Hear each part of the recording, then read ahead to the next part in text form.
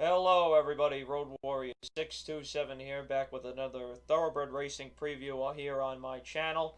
Today, we're going to be taking a look at the Breeders' Cup 2020, specifically the late pick 3 on Saturday. That's the Distaff, the Turf, and the Classic. Usually, my 3 favorite Breeders' Cup races. Before we get started today, I just wanted to mention something really unfortunate. Today, we heard about the passing of John Conti. He was a very famous New York horse player. He was on the show Horse Players as well on Esquire TV 7 or 8 years back. I never got to meet him, but he was as genuine, funny, and as smart a handicapper as you could ever imagine. And God bless his soul. I know he was hurting since he lost his wife a year or two ago. Well, hopefully now they're reunited together in heaven. So God bless the soul of Mr. John Conti. Also, on a little bit more lighter news, I was very privileged to be on a podcast or record a podcast last night for On the Wrong Lead with Josh, who's the main guy over there. I talked about the Breeders' Cup Filly and Mare Sprint and the Turf Sprint. Those are races 4 and 5 on Saturday. So I'll share a link on my Twitter account at RoadWarrior627 when that comes out. As far as these races, they all have 10 horses. They're all very tough, so I can't analyze them alone. Today we're going to welcome back, of course, Mr. Sammy Roseman. Say hi. I'm back. And Mr. Jack Sargent of Racing Rundown. Hello. Very nice to have both of you here. Now, before we start, all the opinions today that I'm giving out pretty much don't matter because I'm not playing any of the races. I didn't play any Breeders' Cup races last year. Obviously, I said not this year. The reason being, of course, I hate the Breeders' Cup as an organization. This is my little mini rant here. You don't like it, skip ahead another minute and a half.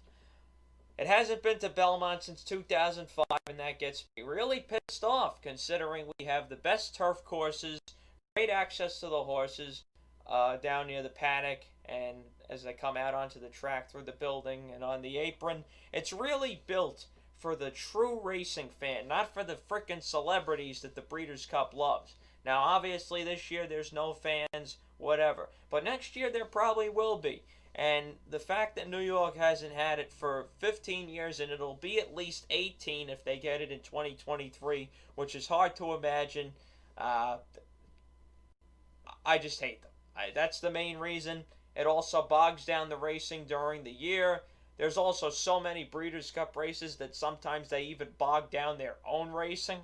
I used to love the Breeders' Cup. I still think the handicapping puzzles are fantastic. That's why I still record videos on them. But just know, because of my hatred for the organization, that I am not contributing any money this weekend. All the bets I give you are just ideas. I'm not actually making them. So get that through your thick heads. And that's all I got. Okay, so let's start with race number 10, which is the Breeders' Cup Distaff, post time 3:54. It's a mile and a furlong. Jack, you'd like to go first today? Go right ahead. So obviously looking at this race, as Andrew mentioned, there's 10 horses in here. 2 horses in here are really the big hitters in here and stand out above the rest of them, and rightfully so. You've got Monomoy Girl, who is the 2018 Breeders' Cup Distaff winner, and you have Swiss Skydiver, who's been so consistent this year against fillies, albeit only 3-year-old fillies. This will be her first time trying olders in any race, but she did also last start beat the Preakness against Authentic, who, you know, whatever you think about Bob Baffert is withstanding. Authentic did something that the vast majority of the racing industry said was impossible, and he did it very impressively in the Kentucky Derby, beating Tiz the Law, which we will definitely talk about that 2 races from now. But you know, looking at Swiss Skydiver, she's just been so good this year. The question that you would have this race, if you remember back to 2016, and not that I want to make this about looking at history, but this has a lot of Beholder Songbird elements to it.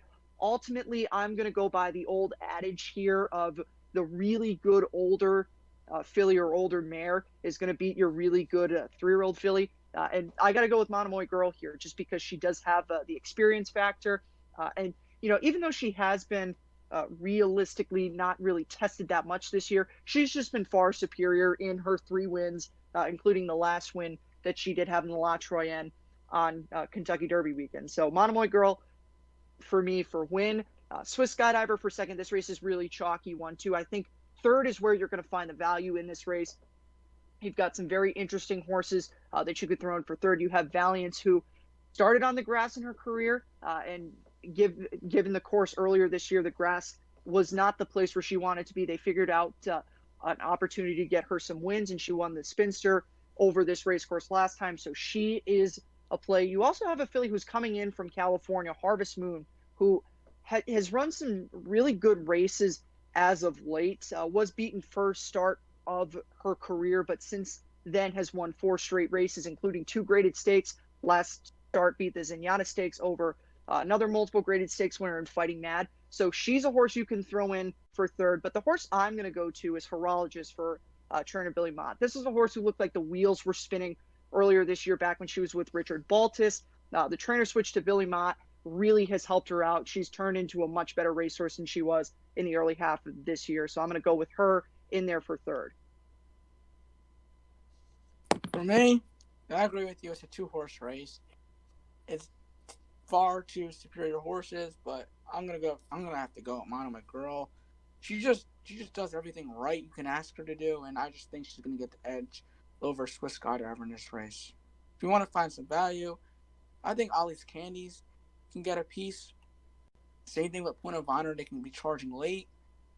Harvest Moon, all good options, but I think it's down to Swiss Skydiver and Monomoy Girl in the Distaff. Yeah, I'm gonna make this as boring as possible. This is a 2-horse race, and I'm gonna pretty much every single thing Jack said is my opinion in here. The older mare beats the younger filly, although you want to know how much? I don't know, but I think she will. Monomoy Girl beats Swiss Skydiver. It comes in 10.54. I love Horologist underneath. She just keeps overachieving at decent prices. So I really like a horse that keeps doing that. Plus, she's a New Jersey bred, which is kind of cool. As New Yorkers, we kind of hate New Jersey a little bit. Sorry, Sammy.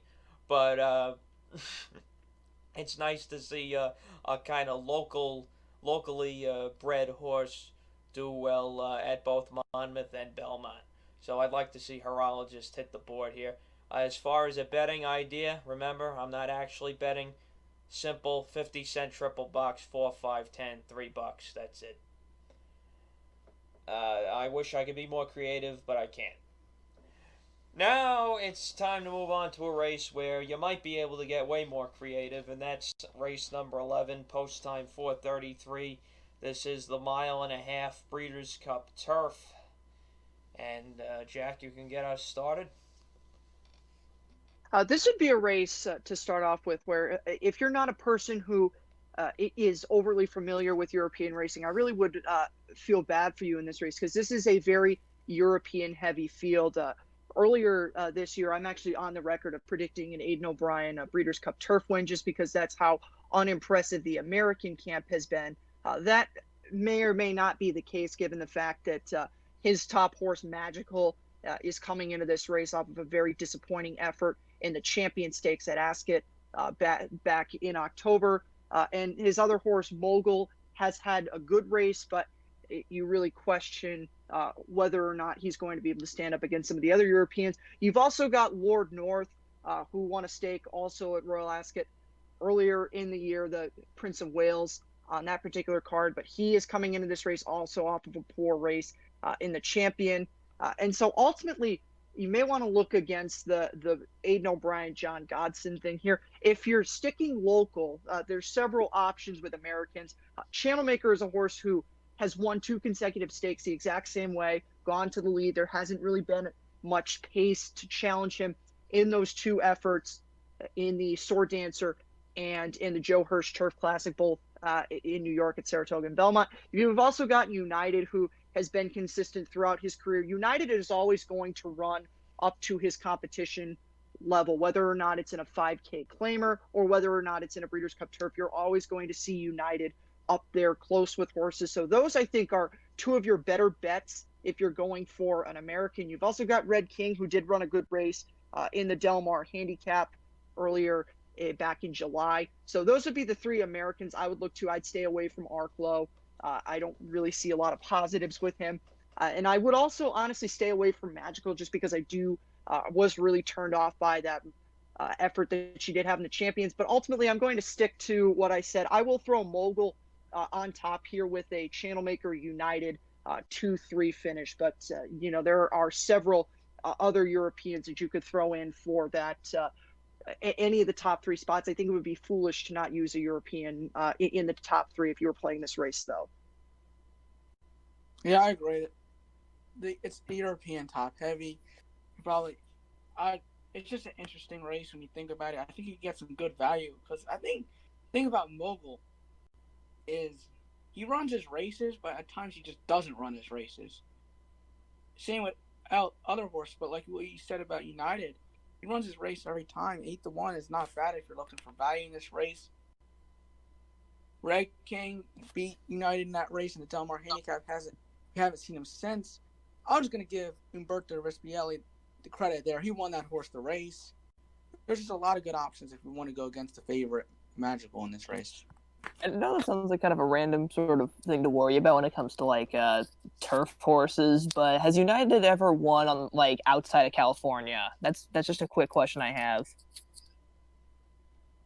No, United has never won a stake race outside of California, and he's also never won a graded stake race, a grade 1 stake. I mean, that's just because the Charlie Whittingham and the Eddie Reed got demoted, but that's fair, yeah.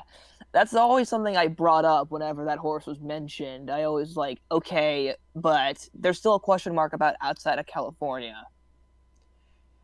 Horses just seem to be different. Should we mention who this is, ladies and gentlemen? This is Nathan, otherwise known as Sketchy the Horse Guy.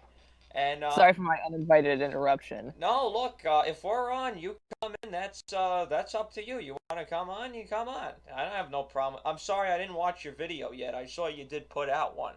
I was too busy. Oh, no, it's fine. But, yeah, maybe after this you can give it a look. I will. I didn't, I was watching election results, so that's why I didn't watch it. That's fine. That's a more important horse race. Yeah, it is a horse race right now. It's Nathan, they still haven't hit the wire. But what you said about United, you could say about 6-7 other horses in this race. I guess that is kind of fair, but, I mean, let's some examples quickly. Besides United, for what you're saying. Okay, then. Okay. Before Andrew goes on with this thing, there is one other point that I did forget to mention with Mogul. If you are someone who likes him, and you're looking at some of the races that the horses that he beat in his Group 1 win in the Grand Prix de Paris at Longchamp, those two horses, In Swoop and Gold Trip, who were second and third in that race, went on to In Swoop ran second behind Sot Sass in the Arc, and Gold Trip was fourth in that race. So that Group 1 at Longchamp back in September was a really good, really formful race. So that's another reason to like Mogul going in here. I forgot to mention that. Alright, well, I guess now I'll share my ideas, and I'm giving Jack the assist on this one because I originally had 2 euros ahead of him. But, Jack, thank you so much, because it just didn't feel right if I didn't pick Channelmaker in this race, because I've picked him in all but one start this year. I still managed to win that race. I didn't pick him in, so thank God for that. But he really fell off the face of the earth. But the last 2 starts, he's gotten to do what he does best, and that's go out to the front and go all the way around the track. And he gets his favorite distance at 1.5 miles. He's probably not going to get a yielding or a soft turf course, which are definitely his favorites, considering his win in the Joe Hurst 2 years ago and his win in the Sword Dancer this year were both over those yielding courses, but maybe at the same time, the the non-presence of a yielding course will be unfamiliar to the Europeans. And obviously, from the last start, Channel Maker's got no problem with a firm turf course. He was winning the Man of War last year as well. I just think there's not that much pace in here, and I originally had him sticking around for third, and 2 euros come and run him down. But look, guys, I love this horse. This is a total sentimental pick. I don't care. As you know, I'm not betting the races. I have to put Channel Maker on top. With that said, I am interested in euros in here, and they're not really anything creative. Maybe just to try and get a little bit more of a price in for second, I'm a little bit interested in number 3, Tarnawa, yes. Christoph Sumian, 3 straight wins, won the Prix de l'Opera last time out, so that's always a good thing, and usually a good race coming into the Breeders' Cup, albeit over a heavy turf course over across the pond in France. I'd also like to use the number 10 in here, who Jack and Sammy both mentioned, Mogul. And then underneath, I'll use Magical just because I think she is the class of the field, per se. But we're trying to make some money here, try and get the favorite out. I'd be surprised if you got 5-2 on Magical. I think that name from 2 years ago might get the not that many casual people, but you're still going to have people who don't play the horses that much other than the big days playing on a day like this, even though there's nobody in the stands there at Keeneland. So I think Magical will take a little bit more play than 5-2. I'm hoping I get more than 5-1 on Channel Maker just to make myself seem smarter as far as betting ideas. Dollar exacta box, 2, 3, 9, 10, and 50-cent triple box, 2, 3, 9. That I left the 10 out just because I feel like that's the biggest hope, even though I put the 10 third in the picks just to try and spice up some of the value as far as the 1, 2, 3, 4 selections. I think your likely triple is more likely to be 2, 3, 9. And I think Channel Maker will hang around for a long time in this race. Does he manage to get to the wire? I hope. I hope he manages to get to the wire, but I hope he manages to get to the wire first. Should make that clear. I hope too. He better get to the wire, otherwise that's not good. Yeah, we don't want another Anthony Van Dyke situation. Rest in peace. What the hell is with that Melbourne Cup? A horse has died in that race the last 8 years in a row, except for one, I think. What's up with that race? I don't know. Maybe they added bear mace or something. I don't know, but it's absolutely disgusting what's been going on over there. I wish there were more reasons as to why. It makes the whole sport look bad. Yes, it does. And considering what just happened at Santa Anita, they got the whole meet done with no fatalities. That's pretty impressive. And we don't need that right now. It should be the new normal. That needs to be the new normal for racing, not only in America but around the world. Now, it's the race you've all been waiting for. It's the race with Tacitus. It's the Breeders' Cup Classic. It's race number 12. It's 10 furlongs. It's at 5:18 if they stick to the time schedule, which they won't. Jack, please enlighten us. So looking at this race to start off with, this is one of the best Breeders' Cup Classic fields that we've had in the 37-year history of the race. And this field would definitely rank up there with the 1998 Classic is pretty much universally recognized as the best Breeders' Cup Classic field ever. This field ranks right up there with that. It ranks right up there with 2007 with the best Breeders' Cup Classic fields that we've had. There are 6 horses in this race that if they scrape out a win under any circumstance, really, that they are the favorite to be horse of the year, which is exactly what the Breeders' Cup was created to be, and is why so many people really do love the Breeders' Cup. With getting into that, you've got 3 Bob Baffert horses in here. You have the beaten favorite in the Kentucky Derby, and you have 2 horses that are, I don't want to say unknowns, because I feel like that is a little bit disrespectful to Tom's d'Etat, who, I will spoil it, is ultimately my top pick in this race. But you have him, and you also have Global Campaign, who's coming out of a really eye-opening win in the Woodward.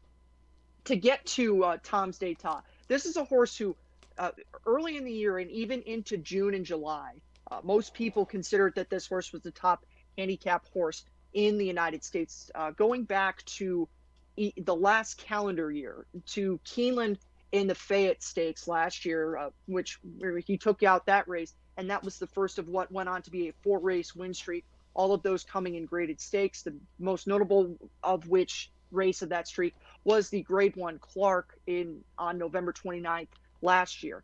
He has beaten Improbable this year in the Oaklawn Mile, which is Improbable is very likely to be the favorite for this race. That is a very encouraging sign. He is coming in here off of a loss, though, but that was a loss where he had a mountain of excuses. He stumbled at the gate, lost 4 lengths on the field, and really looked like he was much the best in terms of talent, but really that stumble cost him the race, and ultimately probably cost him not necessarily favoritism in here, but he's at 6-1 right now. Had he won that race, he would definitely not be there. That is a very, very generous price that you're going to get on a horse that has potential, real potential to win this race. So Tom's d'Etat 100% is the horse that I'm going to pick here, given the fact that, he had the amount of excuses that he had in the Whitney. And before that, he was really good.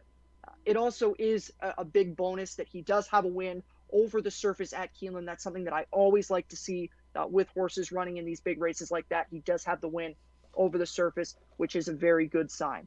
Looking to some of the underneath plays in here, you obviously have to use one of the Bob Baffert horses. I know I already made the comment about, be that as it may, what you feel about Bob Baffert. His 3 horses in here are all big threats to win. I think Maximum Security of the 3 is the least likely, but Improbable is going to stick around, I think. So ultimately, you do have to include him. Authentic is also a fighter, so Authentic will definitely be in there. And that also leads to you having to include Tiz the Law somewhere. I think the 2 for Tiz the Law is a very undesirable post position. It's not a deal breaker in terms of, I think, him running in the top 3. He definitely has the talent to win this race.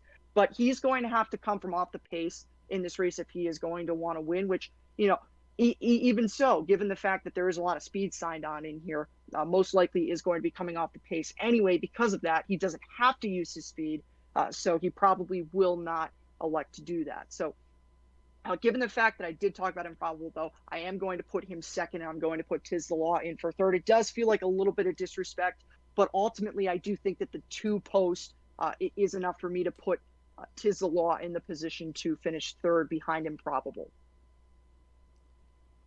Yeah, I honestly can't. He's the horse everybody forgets about.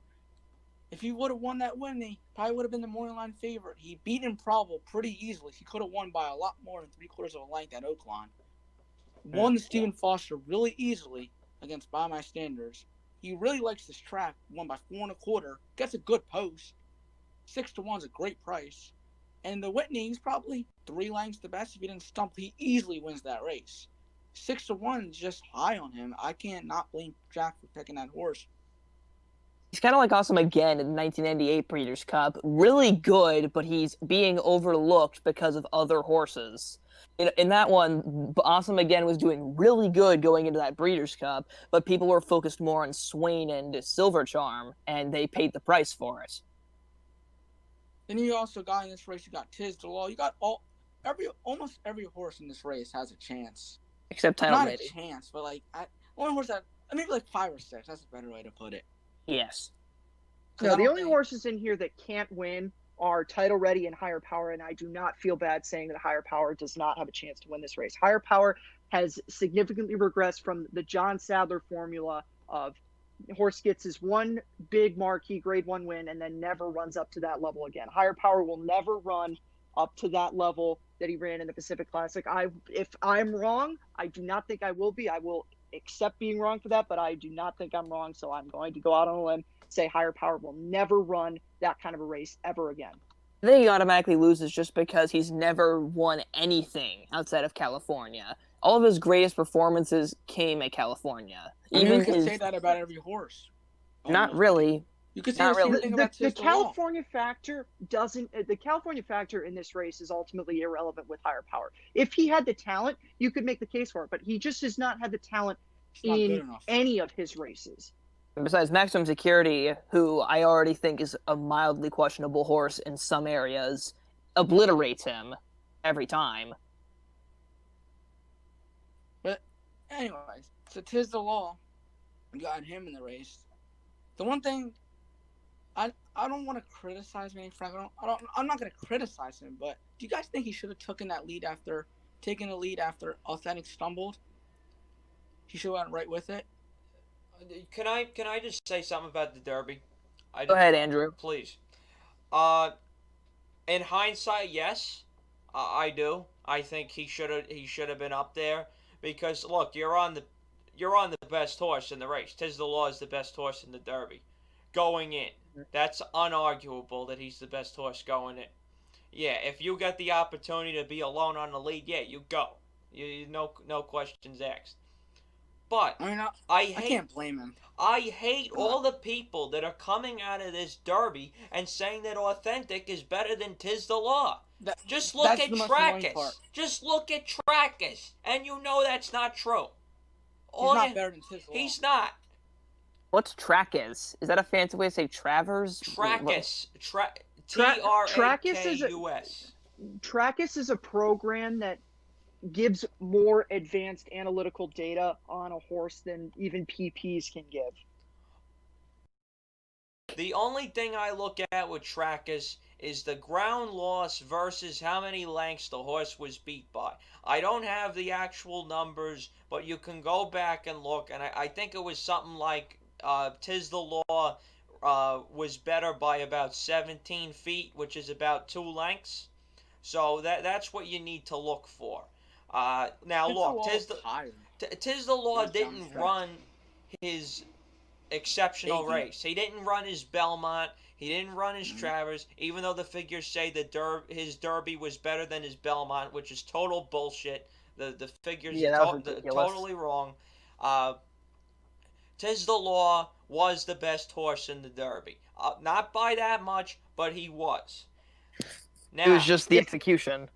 If I can add something on to Andrew's point, Andrew is 100% right. People who, and I know because the majority of the industry was this way, going into the Kentucky Derby, Tiz the Law was the consensus best horse in the United States. If you're going to drop Tiz the Law because he ran second, beaten a length and a half by Authentic, who ran a top 10 fastest time in the history of the Kentucky Derby, doing something that, like I already mentioned, an Into Mischief was never supposed to do, win a race going 1.25 miles. And also given the fact that Tiz the Law ran an equally fast time. I think it was something like 2:66 for Authentic and 2:71 for Tiz the Law. So they were not far off in terms of the time department. And given the fact that the ground loss was a significant factor in Tiz the Law losing that race, if you're dropping Tiz the Law purely based on him running a fabulous second in the Kentucky Derby, then you should re-examine what you're using to pick that race.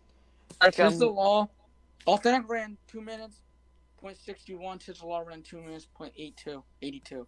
He still ran a really good race. I think, to put it bluntly, Authentic is catchable. Here's what I like to think. In the Kentucky Derby, he was the one who got away. They let him go to the lead and because they thought he'd get too tired, and that's not what happened. And then in the Preakness Stakes, Swiss Skydiver sucker punches Authentic by sneaking up on the rail before the far turn before he has any chance to react, and that's how he lost. Swiss Skydiver was able just to completely surprise him by challenging him at a pretty unexpected time.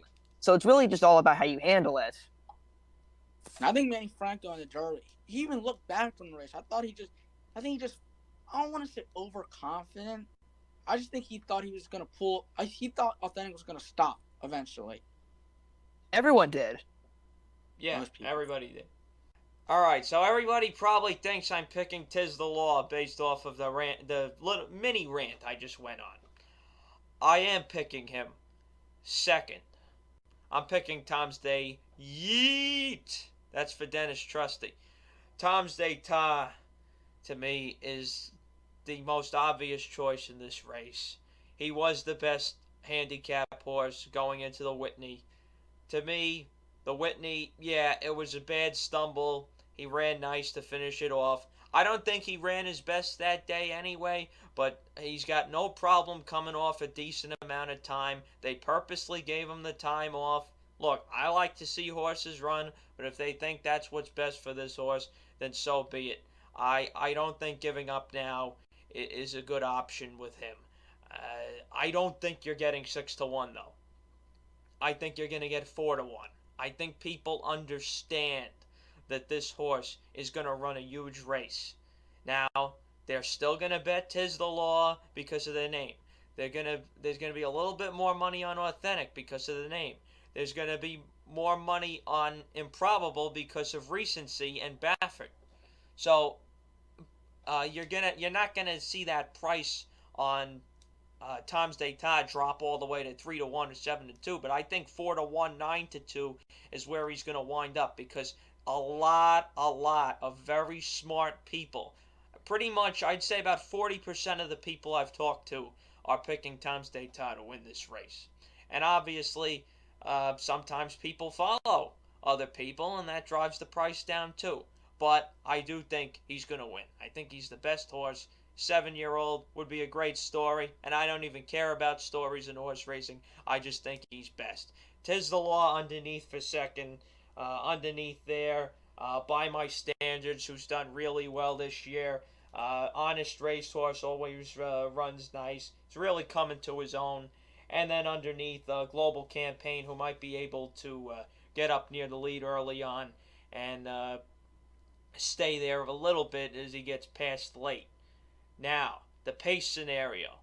A lot of people think that this is going to be fast. I don't know how fast it's going to be. It's going to be crowded up there, but just because it's crowded doesn't necessarily mean that they're going to be going 22-2. This is a Keeneland surface that doesn't have to play that fast in a route race. Now, the first quarter of a mile is pretty much 3/16 of it is straight. Actually all of it is straight. So that might cater to a faster first fraction, but I'm really not too worried about it. These any two-turn route race, it's always beneficial to be near the front, and that's what I'm going to do. You notice 3 horses that I didn't even touch. I'm not touching any of the 3 of them. I can't stand the guy. I'm not picking them. They win. They run 1, 2, 3. I don't care. I don't want to pick them, period. 4, 2, 3, 7, my picks for the Classic. Keeneland seems to. This is just a random thing. I always thought it was kind of the opposite, not really speed favoring when it came to Keeneland, because Keeneland always I watched it during the Bluegrass. I watched a lot of the undercard races, and 9 times out of 10, the leaders faded in the last 100 yards with someone coming up late. And of course, it's not impossible. American Pharoah went gate to wire, but I always felt like Keeneland was not great for front runners. I never noticed anything like that. Now, then again, I didn't watch Keeneland earlier this year, and I didn't watch Keeneland in the fall. I'm just going off of things I've noticed over the years. And that goes for any route race. Any route race, you like to be near the front, going 2 turns. It's just the way it is. I'll add on to that point. Nathan is right in a way. It's not necessarily a death sentence to be on the lead, but Keeneland does kind of get the rap for being a notoriously only closer favoring track. That's not necessarily always the case. The thing that I have said about Keeneland several times is, yes, you're going to have the horses stick around, but the closers will close in that race. And Keeneland is especially good for horses that are running mid-pack, 4th to 6th place in that general neighborhood, which is probably where you're going to see your Tom's D'Etats and your 'Tis the Law. So if you like those horses, don't be too concerned by the fact that they're not going to be close to the lead. So in a way, Nathan is right. I wouldn't necessarily characterize it as the speed horses fade. That obviously has to look with the it's setup of the individual race. But in terms of the closers, Keeneland is not anti-closer in the way that a lot of people think it is.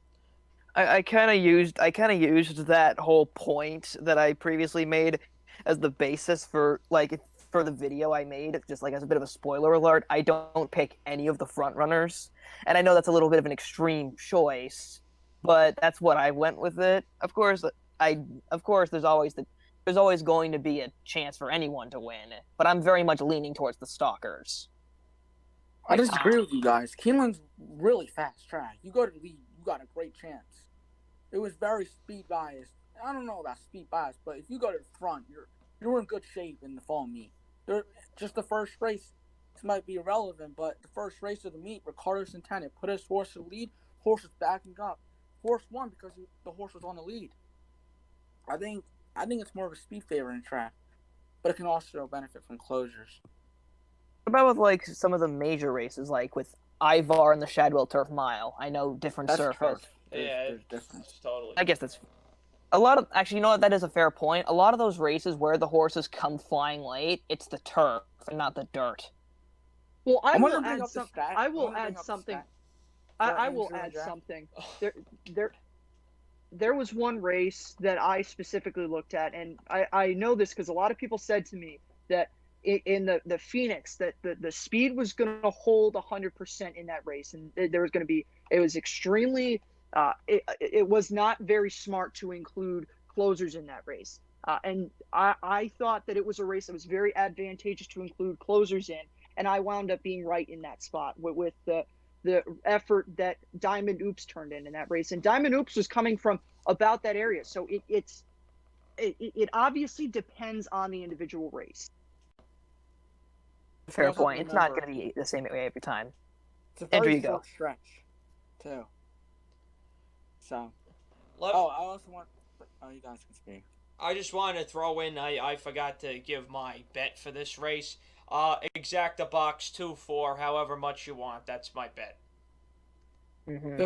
I looked up the stat just if anybody was interested. It's for Tom Seta. I looked up. So Joel Rosario and Al Stahl in graded stakes races at just graded stakes races. They are in the last 5 years. They're 2 for 5, 40%, and they've come in the money 80% of the time with an ROI of $1.76 and an average payoff is $4.40. That sounds useful and interesting, but I don't understand a word you just said.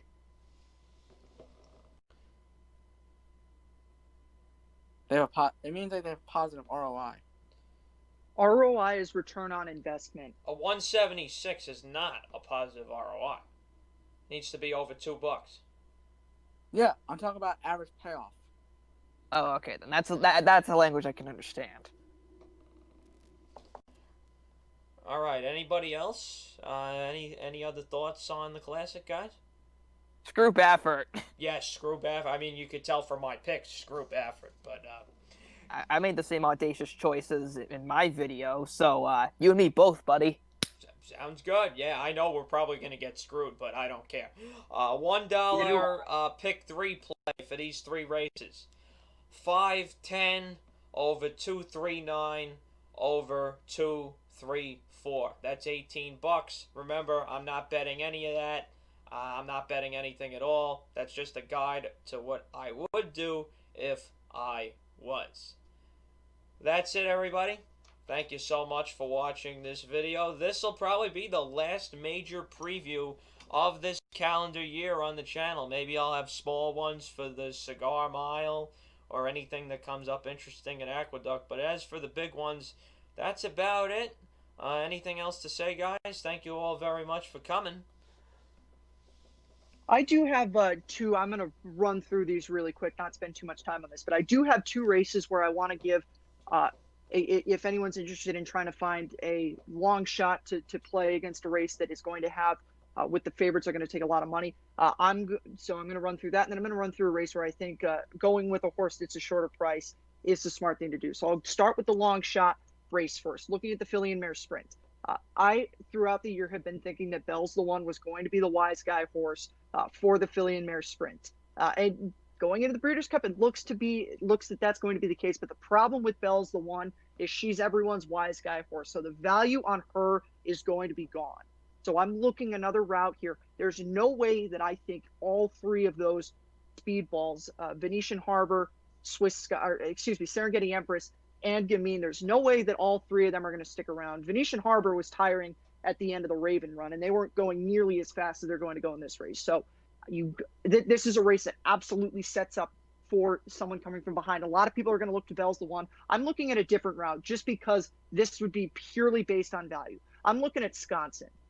She ran a race in the 8 Bells on the Kentucky Derby undercard that set up very similarly to the way that this race is going to set up. She won that race when the 2 speed horses, 4 Graces and Monday Call, tired each other out, and she was able to come get it.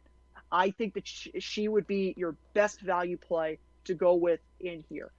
As opposed to the race where I think it's better to go with some of the shorter priced horses. I think the sprint is going to provide a lot of horses that are single digits, and you're going to see 1 or 2 horses that are really talented be higher up in the single digits. You've got the 2 Steve Asmussen horses, Echo Town and Yalpin, who are going to take money. You also have CZ Rocket, who has run some big races for Peter Miller this year. Collusion Illusion is another really good, hard-trying horse. He is a Grade 1 winner, as well as Diamond Oops, who I already mentioned, ran a really nice race at Keeneland earlier this year. So this would be a race where I wouldn't necessarily look long shot here, but betting against the favorite could be advantageous, but you would probably want to stay around the single-digit area with that.